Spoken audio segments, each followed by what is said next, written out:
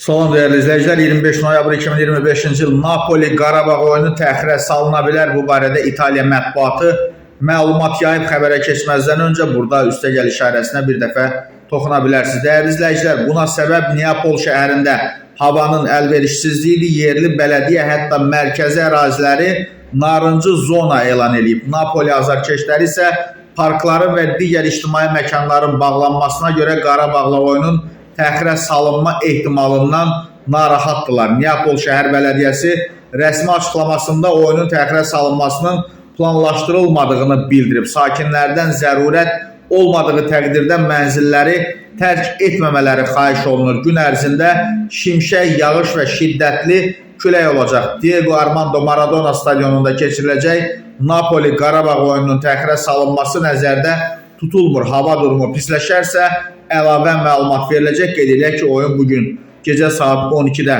start götürəcək.